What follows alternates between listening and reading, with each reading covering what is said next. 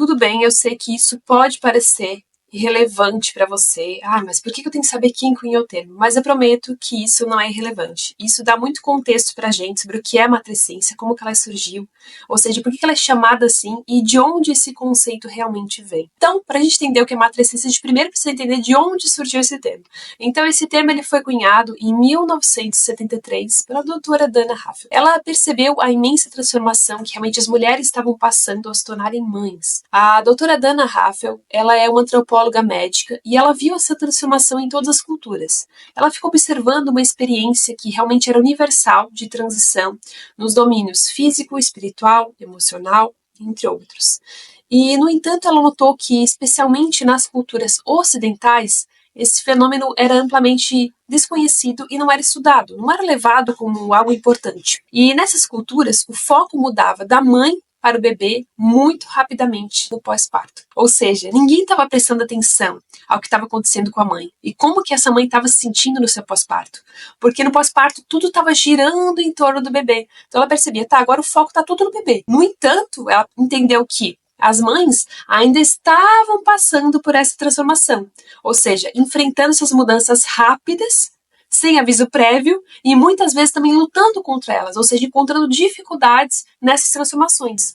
Então, nessa transição, a doutora Dana Haffel chamou de rito de passagem, ou seja, ela marcava o fim de uma fase e o início da outra. No entanto, essa passagem, esse rito de passagem, ele não estava sendo apoiado e, novamente, não estava sendo reconhecido da forma como deveria ser reconhecido. Então, para a gente fazer essa transição de uma fase da vida para outra de uma forma bem sucedida, tem coisas que a gente precisa. A gente precisa de orientação de pessoas mais experientes, de reconhecimento da nossa comunidade, de pessoas que estão nos apoiando, de passar por um desafio e sair do outro lado sendo reconhecidos por quem realmente nós somos. Ela entendeu que precisava de um tipo de cerimônia ou ritual em torno disso para que realmente marcasse essa transição. Assim como a gente tem, as comemorações do chá de bebê, a gente tem a comemoração do mêsversário, a gente tem essas comemorações, a gente também precisava de uma cerimônia que marcasse essa transição. Então, todas essas coisas que estão, em grande parte, ausentes na nossa cultura hoje, já estavam lá em 1973, quando ela percebeu, e até muito antes. Então, a doutora Dana Haffel, ela reconheceu que essa falta de apoio poderia criar um desafio para essa mãe,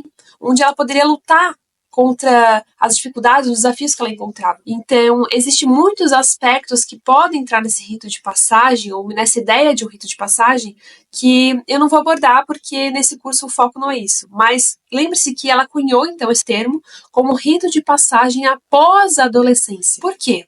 Ela notou novamente o início de uma nova fase da vida e o fim de outra, assim como acontece na adolescência, quando a gente sai dessa fase da vida onde a gente é criança e se torna adolescente.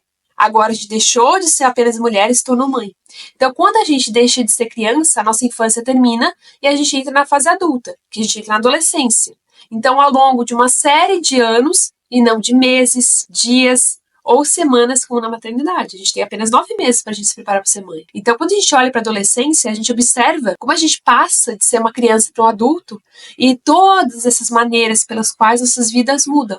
Então, a gente percebe que a nossa amizade muda, nosso corpo muda drasticamente.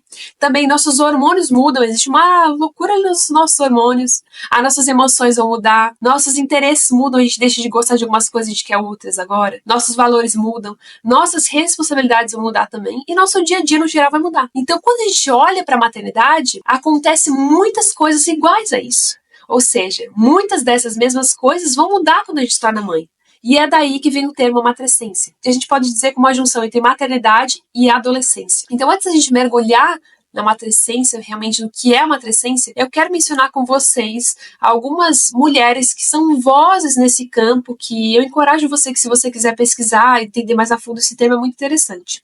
Então eu quero citar algumas delas aqui para você. Então nós temos aqui a doutora Aurielle Attan, que foi ela quem expandiu realmente esse conceito, ela trouxe esse conceito à tona, que realmente buscou esse conceito que estava lá, a doutora Dana Haffel trouxe em 1973, depois ficou lá num livro guardado, não foi mais a fundo, não trouxe mais esse termo à tona.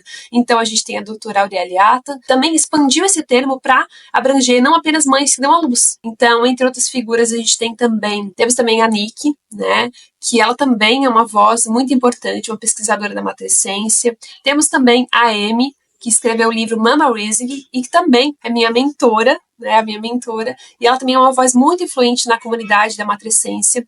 A Lucy Jones, que também escreveu um livro sobre matrescência, e a doutora Sophie Brooke, que ela atua mais na área da sociologia da maternidade, mas também ela fala sobre matrescência, e acredito muito que essas duas áreas, elas andam muito de mãos dadas. Então, quando a gente se aprofunda nesse tema, é inevitável, irrefutável e profundo como a gente pode perceber que a gente muda e vai mudar muito ao longo da nossa maternidade, nosso processo da maternidade. E esse processo de transformação, ele é chamado de matrescência. Então, na próxima aula, a gente vai saber mais a fundo o que é a matrescência, agora que você entendeu como esse termo foi criado. Te vejo na próxima aula.